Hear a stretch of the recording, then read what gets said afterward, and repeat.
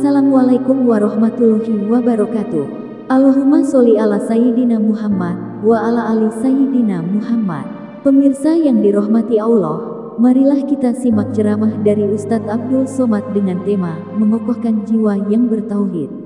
Sebelumnya marilah kita perbanyak sholawat minimal 1000 kali sehari, agar hidup kita penuh barokah dan mendapatkan syafaat kelak. Marilah kita doakan semoga Ustadz Abdul Somad sekeluarga dan para penonton YouTube ini diberikan kesehatan dan diberikan kebahagiaan dunia dan akhirat. Amin ya robbal alamin. Assalamualaikum warahmatullahi wabarakatuh. Alhamdulillah.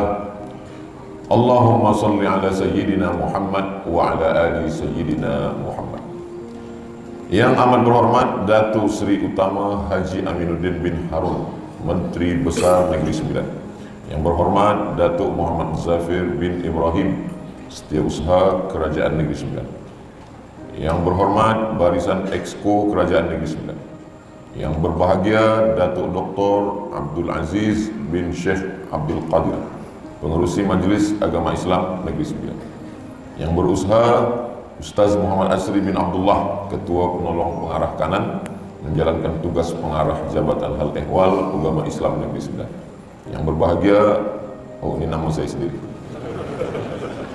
Div kehormat, hadirin hadirat, muslimin muslimat, semua yang berhadir ini dimuliakan Allah Subhanahu wa Ta'ala.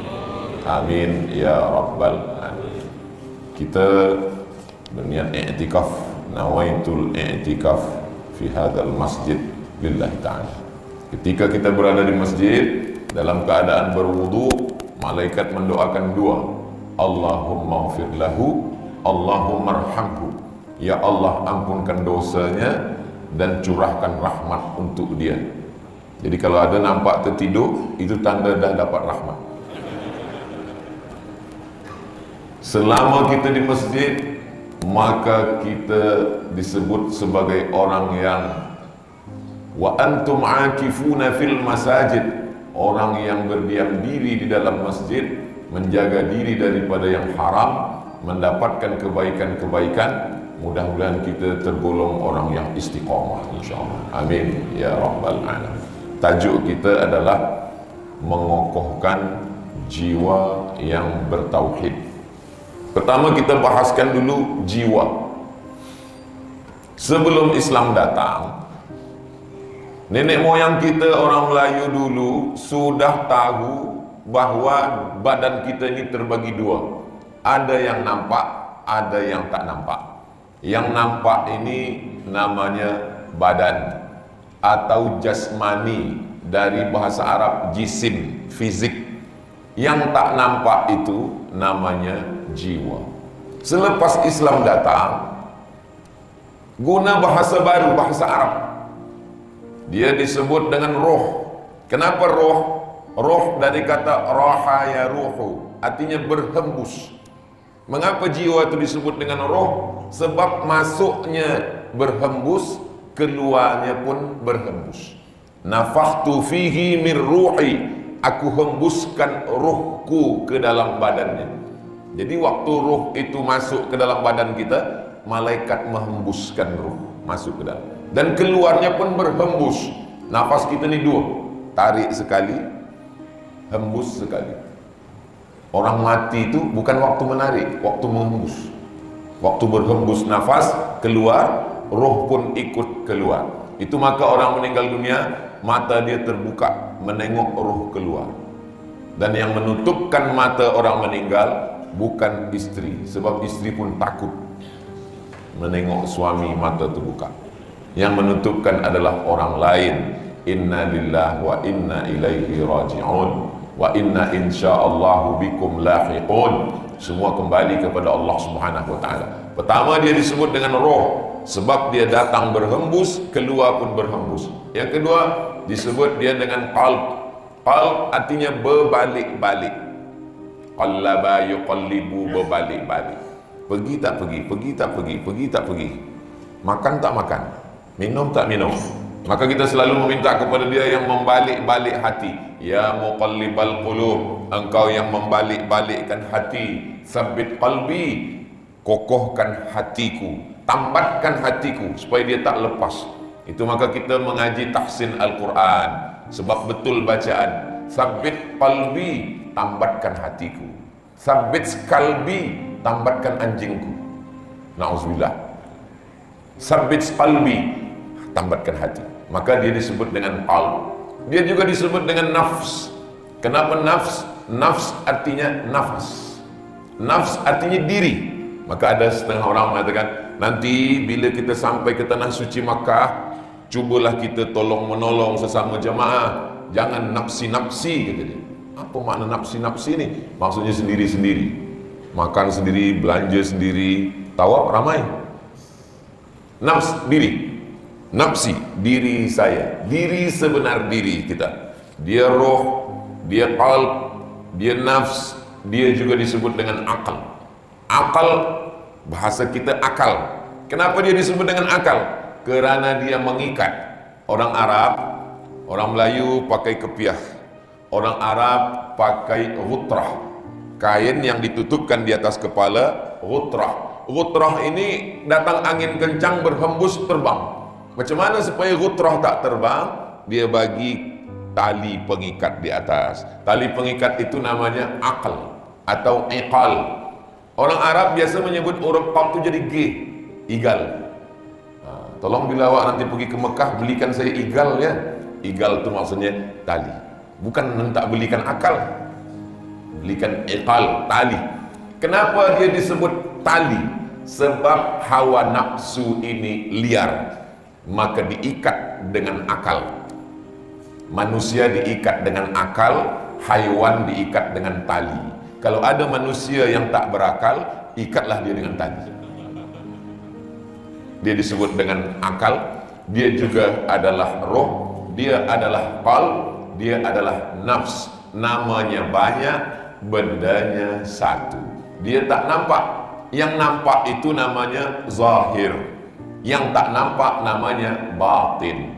Selamat Hari Raya Aidilfitri. Mohon maaf, zahir dan batin. Yang zahir itu mana?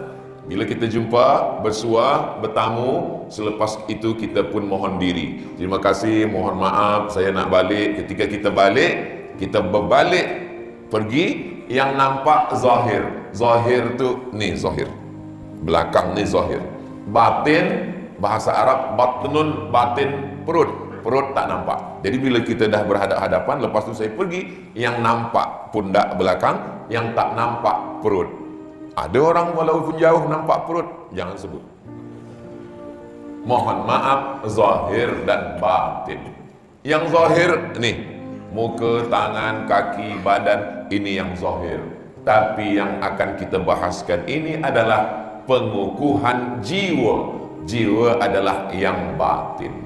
Bila kita tonton televisyen dari pagi hingga petang hingga malam, maka yang diperhatikan manusia ini hanya zahir saja. Tontonlah iklan-iklan yang ada di YouTube kah, yang ada di Facebook, yang ada di Instagram, yang ada di TikTok. Semua iklan jualan orang tentang yang zahir. Rambut kusut, kulit kering, semua yang zahir. Dari ujung rambut hingga ke ujung kaki zahir. Tapi yang batin orang tak pedulikan. Maka Islam datang memperhatikan yang zahir dan yang batin. Bahkan beberapa hadis yang ditengok batin saja. Innallaha la yanzuru ila ajsamikum. Allah tidak menengok badan kamu.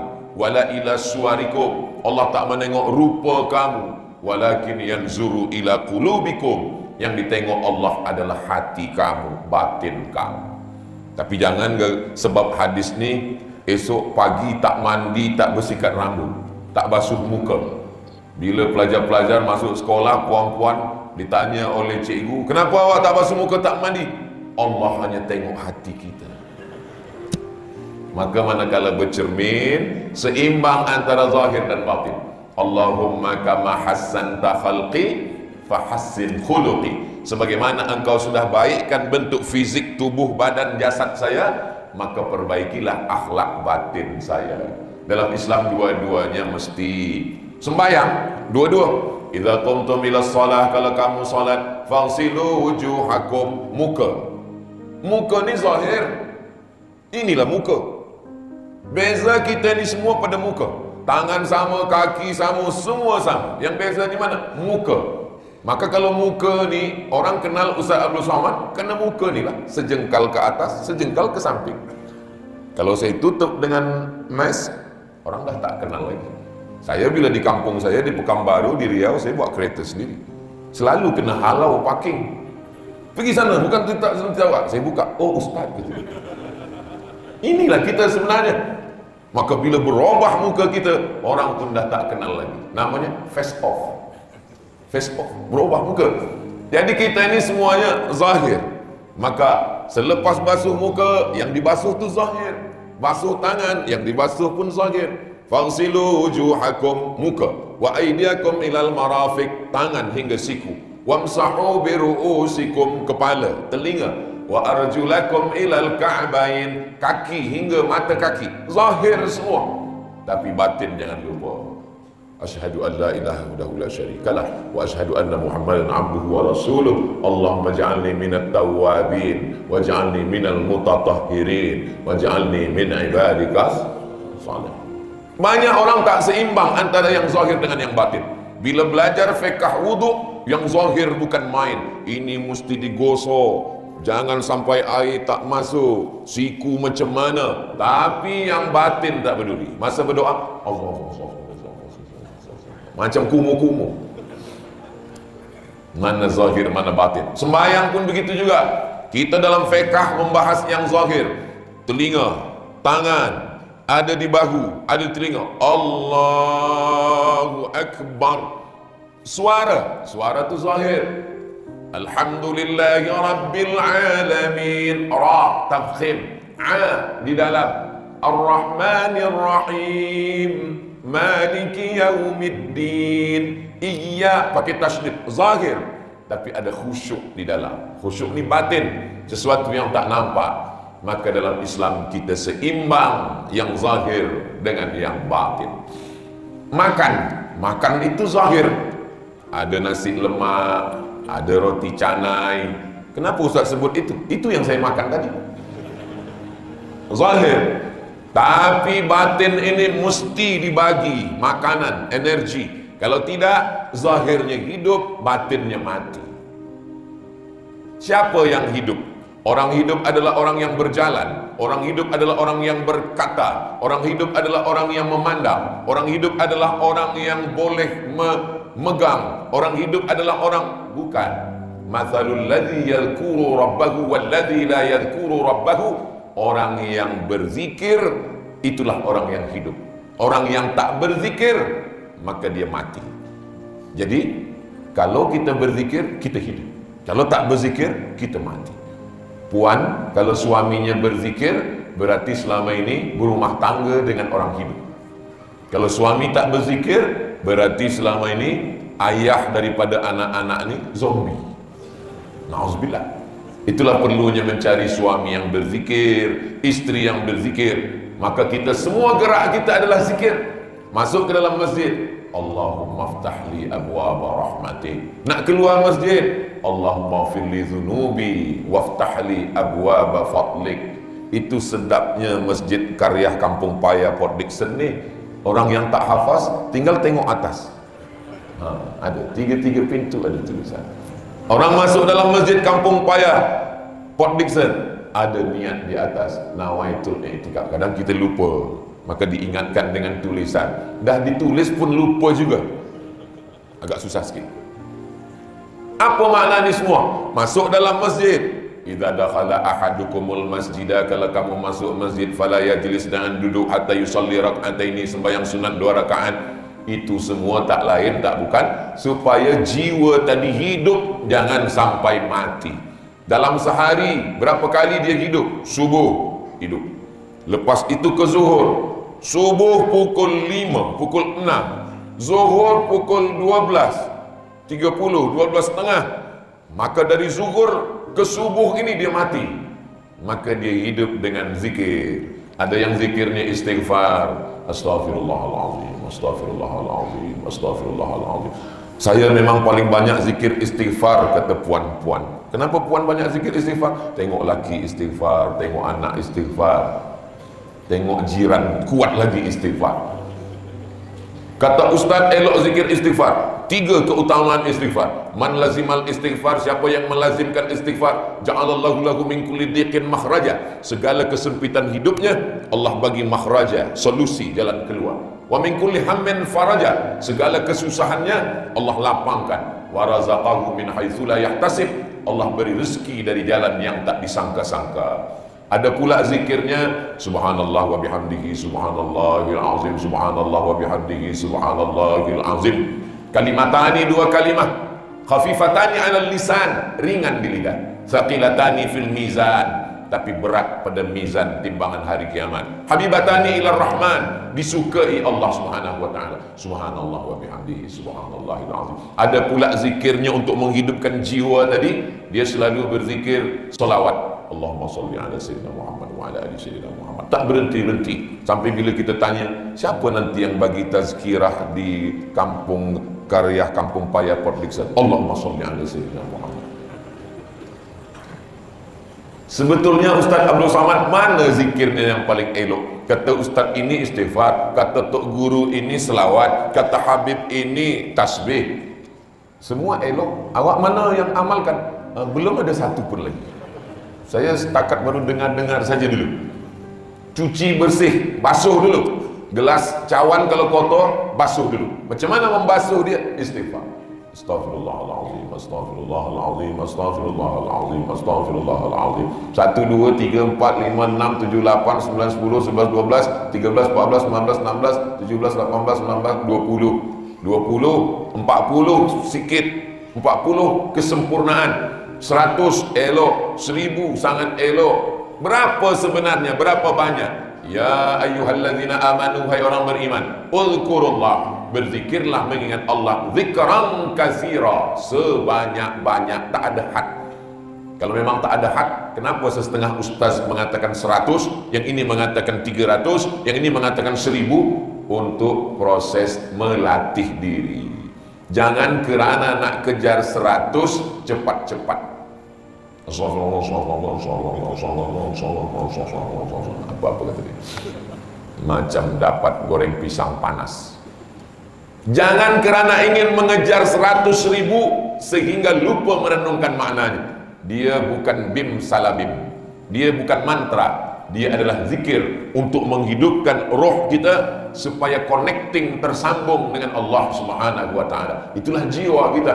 Maka jiwa ini hidup. Dari mula pagi dia hidup. Ketika badan kita hidup, jiwa kita pun ikut hidup. Alhamdulillahilladzi ahyana ba'dama amatana wa ilaihin nusyur. Terdengar suara azan dari Masjid Karya Kampung Paya Port Dickson. Allahu akbar, Allahu akbar. Ikut Allahu akbar, Allahu akbar. Hayya 'alas salat. Saya tak ada apa-apa. La haula wala quwwata illa billahil aliyil azim. Melangkahkan kaki. Ini supaya dia hidup, supaya dia jangan sampai mati. Sebab sekarang banyak jasad hidup, mata menengok, telinga mendengar, tapi roh sudah mati. Bolehkah dia mati? Mati kerana tidak dibawa kepada jalan yang sudah diperintahkan Allah kepada Rasulullah Sayyidina wa Maulana Muhammad sallallahu alaihi wasallam. Ini jiwa. Pengukuhan jiwa tauhid, bertauhid. Tauhid maknanya wahada yuwahidu, satu. Tauhid mensatukan. Kenapa mensatukan? Sebab manusia ini ingin menyembah, tapi dia tak tahu apa nak disembah. Nampak pokok kayu agak besar sikit, sembah pokok kayu. Nampak ayam agak lain coraknya sikit, sembah ayam. Nampak kucing, maka dalam Islam diajarkan la ilaha illallah. Berapa jumlah, berapa Tuhan itu semuanya? Sekarang tahun 2024 dah cuba Tuhan jumlahnya 4000 Tuhan. Zaman musyrik dulu Tuhan 360. Nama kitabnya Ar-Rahiq Al-Makhtum. Penulisnya dari India, Syekh Safiur Rahman Al-Mubarakfuri. Waktu Nabi Muhammad SAW sampai ke kota Makkah, dihancurkan semua berhala-berhala yang ada di atas Ka'bah, di luar Ka'bah, di dalam Ka'bah, dari batu, dari kayu, dari emas, dari perak, dari perunggu, dari kaca, semua berjumlah 360. 360 itu kalau disembah sehari satu, setahun baru selesai. Mereka menyembahnya sehari 3 kali. Pertama, terbit matahari. Kedua, tergelincir matahari. Ketiga, tenggelam matahari. Itu maka kita tak boleh sembahyang pada 3 waktu. Sebab 3 waktu itu menyerupai ibadah mereka. Tak boleh terbit matahari selepas azan subuh sampai syuruk. Selepas terbit matahari baru kita solat sunat isyraq 2 rakaat. Tak boleh masa tergelincir matahari 15 minit sebelum azan zuhur, tak boleh sembahyang. Tenggelam matahari ba'da asar sampai azan maghrib, kecuali kalau ada sebab. Kalau ada sebab boleh. Contoh, selepas asar ada jenazah, boleh. Kenapa boleh? Sebab ada sebab, ada orang meninggal dunia. Selepas subuh masuk ke masjid, dia sembahyang subuh di masjid lain, ada tazkirah di Masjid Karya Kampung Paya, maka dia datang masuk, dia solat sunat tahiyatul masjid, boleh. Sebab apa? Sebab ada sebab masuk masjid. Apa maknanya? Abu Jahal, Abu Lahab, dan Abu lain itu sembahyang dia 3 kali. Subuh, tergelincir matahari, tenggelam matahari. Maka kalau ada orang sekarang, kawan kita, keluarga kita, jiran kita tak sembahyang, lebih parah dari Abu Lahab lagi. Abu Lahab yang kata Allah, tabbat yada abi lahabin wa tabb. Mereka sebenarnya rajin beribadah. Mereka bukan malas beribadah, mereka bukan tak mau beribadah, mereka beribadah, tapi ibadahnya salah. Maka datanglah Nabi Muhammad sallallahu alaihi wasallam memperbetulkan ibadah kamu yang salah. Ibadah mesti hanya kepada la ilaha illallah. Mereka ambil tepung gandum, dicampur dengan minyak samin, minyak lembu. Selepas itu dibakar, dibentuk-bentuknya bentuk manusia sedang duduk besar. Mereka sembah. Begitu mereka sudah sembah, bila dia lapar, dia cubit, dia makan. Itu maka dia disebut dengan jahiliyah, jahil.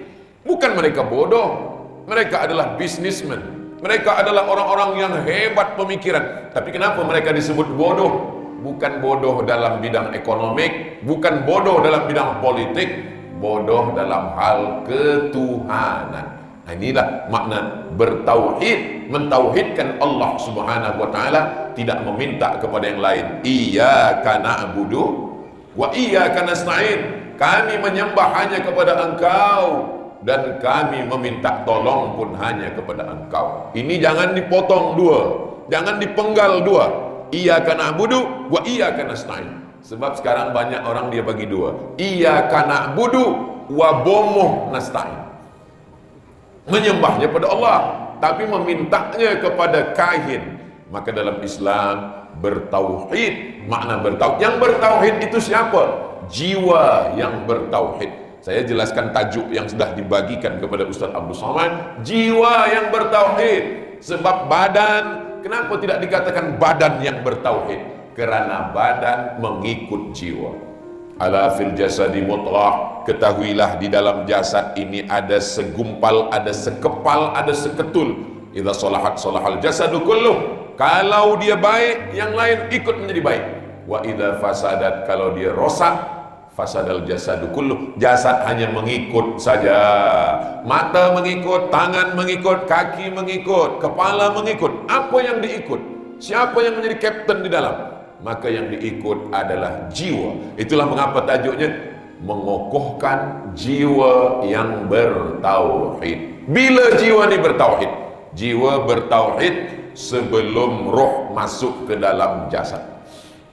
Roh saya, roh yang amat berhormat, roh puan, roh tuan, roh kita waktu itu semuanya sama. Belum ada darah, belum ada daging, belum ada kuku, belum ada bulu, belum ada rambut, belum ada semua jasad, baru roh saja. Maka Allah kumpulkan semua roh. Wa idh akhadha rabbuka min bani adama min zuhurihim dzurriyyatahum. Ketika Allah mengumpulkan semua roh, lalu Allah bertanya kepada roh itu, wahai roh, alastu bi rabbikum? bukankah aku ini Tuhan kamu? Semua roh menjawab, bala syahidna, ya kami bersaksi engkaulah Rabb kami. Itulah persaksian yang pertama. Ustaz Abdul Somad, ya, tadi Ustaz kata roh kami ini semua dah bersaksi. Sudah, tapi saya rasanya tak datanglah masa itu. Kenapa awak cakap tak datang? Saya tak ada ingat. Saya pun tak ingat. Kenapa kita tak ingat? Sebab kita manusia. Manusia diambil dari kata nasya. Nasya artinya lupa. Orang yang lupa diingatkan. Bahasa Arabnya mengingatkan itu tazkirah. Duha ini yang akan bagi tazkirah adalah Al-Mukarram Ustaz Abdul Somad. Sebab dia ingat, rupanya dia pun lupa juga.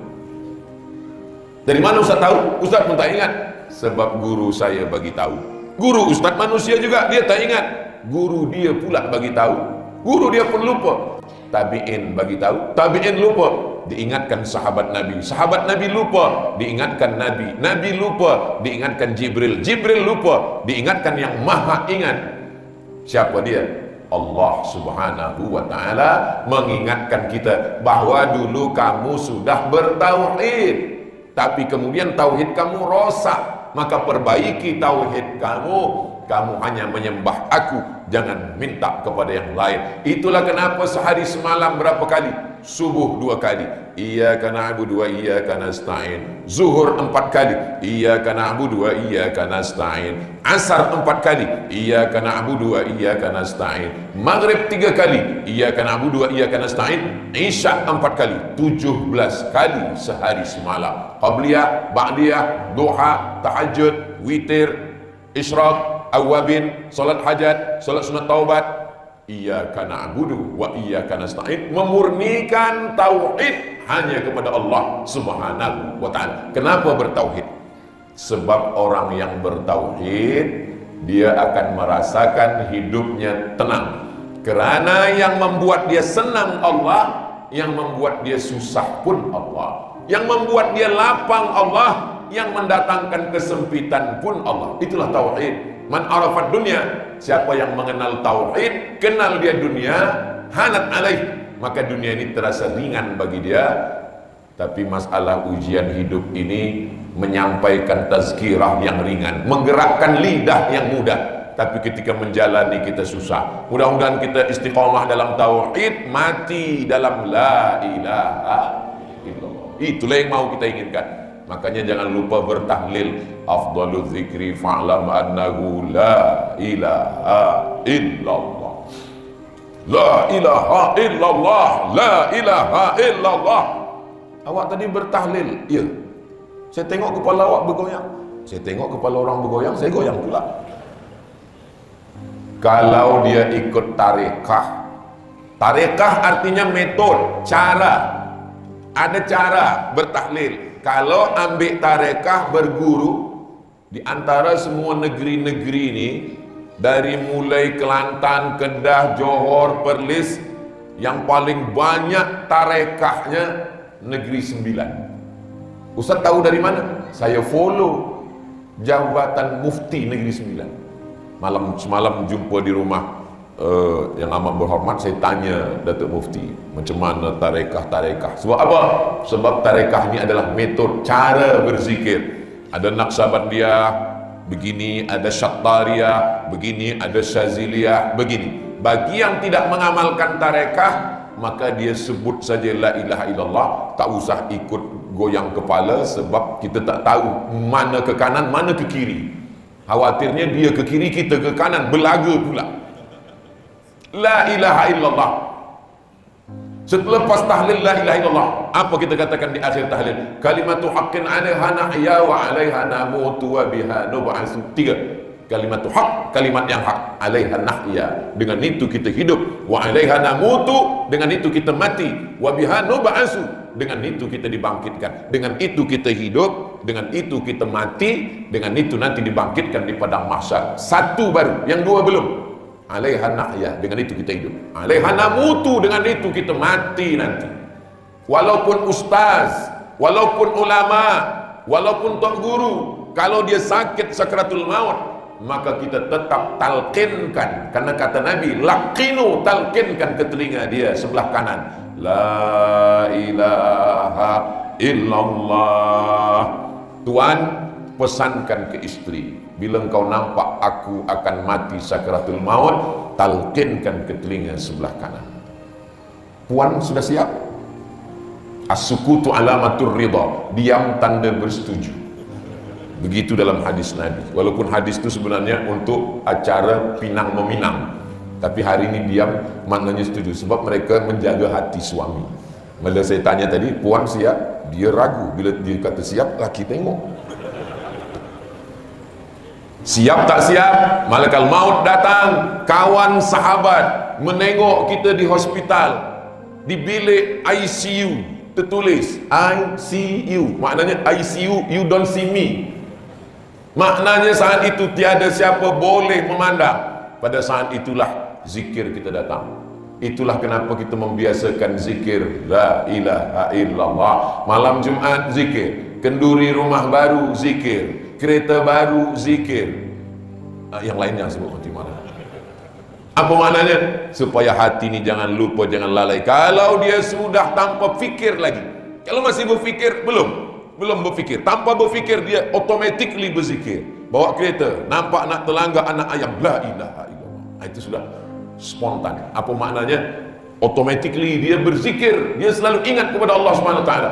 Itulah makna jiwa dia dah bertauhid. Alladzina yadhkuruna Allaha qiyaman, orang-orang yang berzikir waktu tegak, wa qu'udan, waktu duduk, wa ala junubihim, waktu dia berbaring tidur. Jumpa budak-budak kecil, payah kita nak ajarkan dia ayat kursi, Allahu la ilaha illa, budak kecil. Anak saya Sami baru umur 2 tahun 4 bulan nak ajar ayat kursi, payah. Dia sebut hantu. Kata saya, kalau jumpa hantu baca Allahumma barik lana fima razaqtana wa qina. Semalam pagi bila nak pergi, Allahumma, jangan sebut hantu, kata saya, Allahumma barik lana. Kata dia, makanlah, kata dia. Tahu pula dia itu doa makan. Maknanya mengingat Allah. Allah maha besar, yang lain kecil. Kawan tak ada, istri meninggal, ayah bunda ditelan tsunami, sahabat dunia tak lagi kenal dengan kita. Yang ada hanya Allah. Angkat kedua tangan, luruskan tauhid, Allahu Akbar. Engkau maha besar, yang lain kecil. Yang paling jahat fikiran. Yang paling jahat, yang merosakkan manusia ini adalah fikiran. Kalaulah dulu pergi ke hospital, kalaulah dulu pergi ke doktor ini, kalaulah dulu tak makan banyak, kalaulah dulu tak minum teh tarik, kalaulah dulu tak minum kopi, kalaulah dulu kalau itu miftahus syayatin, kunci setan masuk kalau. Satu kalau, datang kalau dua, datang kalau tiga, datang kalau empat. Itu yang membuat orang duduk sendiri, bercakap sendiri, lama-lama senyum sendiri. Sebab apa? Kalau. Macam mana nak membuang kalau? Satu kalau datang, pukul halau dengan satu zikir. Begitu datang kalau, astaghfirullahaladzim, afdalul zikri la ilaha illallah. Mak saya meninggal dunia, kalau dulu saya bawa ke rumah sakit, kalau dulu saya bawa dia berjalan ke Kuala Lumpur, kalau dulu saya bawa dia ke Bandar Seri Begawan, kalau dulu saya senangkan dia, kalau itu membuat kita berduka. Saya pergi ke hospital, sampai di hospital jumpa sahabat saya pensyarah. Doktor pensyarah sakit, saya sehat Ustaz Somad. Lalu kenapa pergi ke hospital? Mentua saya sakit, mak orang rumah saya sakit. Sakit apa? Awalnya luka sikit, terus rupanya rupa sikit. Orang cakap pada dia, bila awak luka sikit, ada gula, ini nanti merayap kemana-mana, selepas itu akan dipotong. Dia takut. Bila dia takut, naik darah tinggi, naik jantung, naik asam lambung, naik sekarang terbalik. Sebab apa? Kalau. Yang jahat itu adalah fikiran. Itu kenapa orang gila sehat, sebab dia tak berfikir. Bila orang terlampau banyak masalah dalam hidup, masalah di office, masalah dengan jiran, masalah dengan istri, masalah dengan anak, maka dia macam mana nak tenangkan jiwa dia? Dia pergilah ke rumah spiritual. Dia bawa kereta, dia tengok rumah spiritual, dia pun singgah.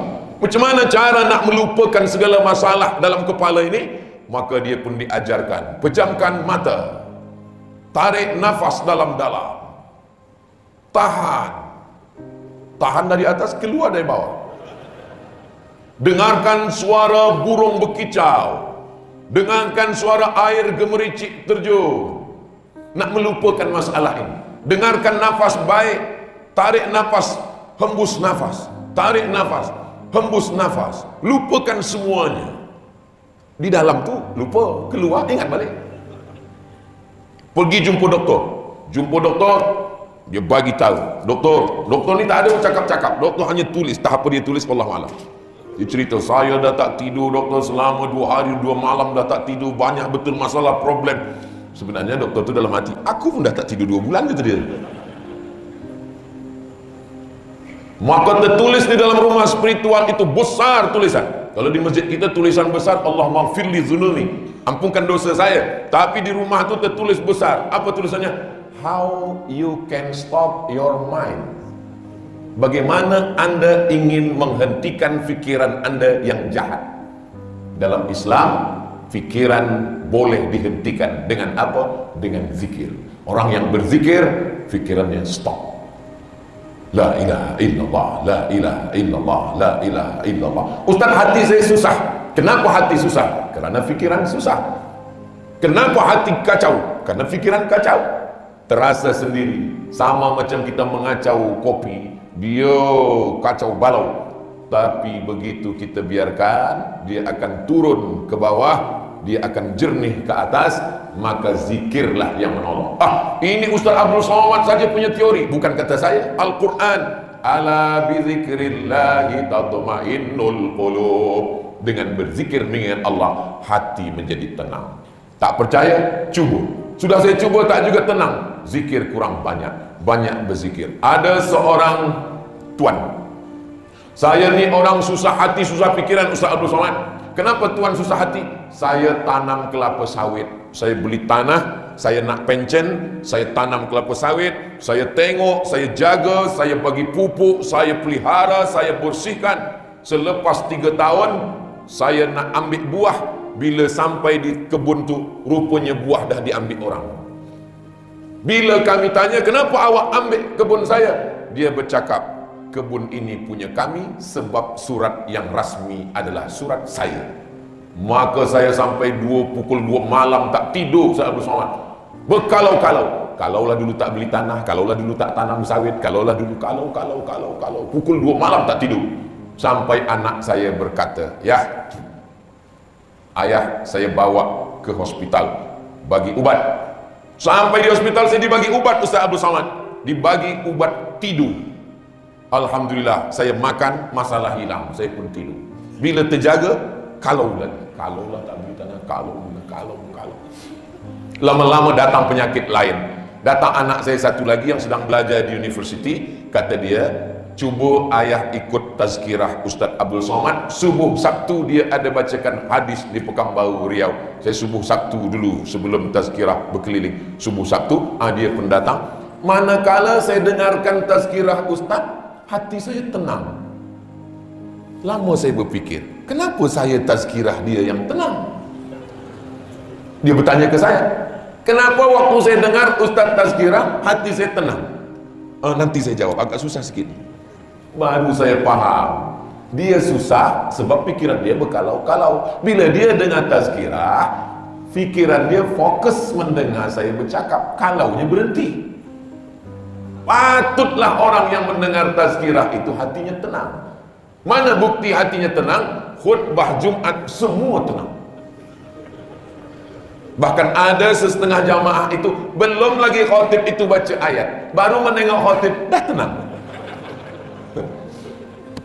Allah punya kuasa, hilang semua masalah.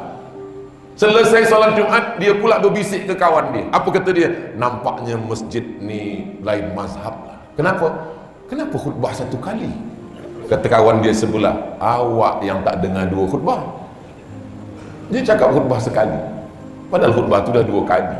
Kalau tak ditarik tengkuk dia, mungkin dia tak sembahyang Jumat sekali. Jadi semua terjawab. Kenapa orang yang berzikir tenang? Sebab orang berzikir kalau-kalaunya hilang.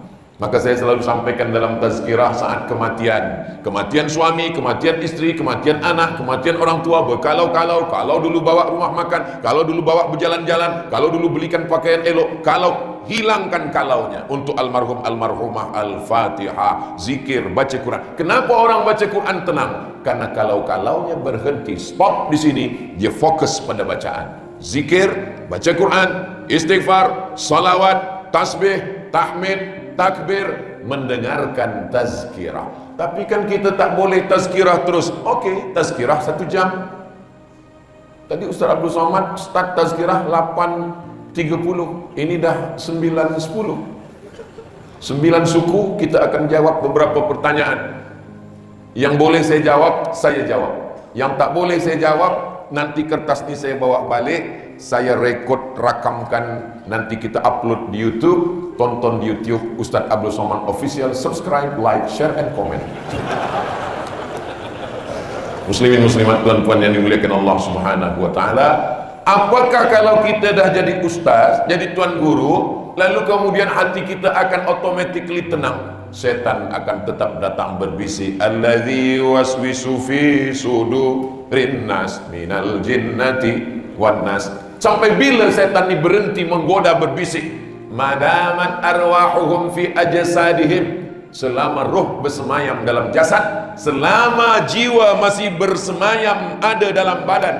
Asy-syaitanu yajri majrad dam, setan mengalir dalam aliran darah. Ini dalam badan saya ini mengalir darah. Kenapa darah mengalir? Karena jantung berdegup, jantung berdetak. Bila jantung berhenti berdetak, mati, hilang bisikan setan. Jadi kalau ada orang, jiran, kawan, sahabat kita datang, Ustaz Abdul Somad, saya risaulah dengan bisikan setan ini. Bilalah dia berhenti? Bila jantung awak berhenti berdetak, dia pun insya Allah dah berhenti datang. Selama hayat di kandung badan, selama jantung masih berdetak, selama nafas masih berembus, dia tetap datang. Dan kita tak berhenti berzikir, menguatkan hati kita kepada Allah Subhanahu wa ta'ala. Saya naik kereta, nampak saya orang bersorban, baju putih. Lalu saya ajak, nak ke mana Pak Cik? Saya nak ke surau sana. Ayolah dengan saya.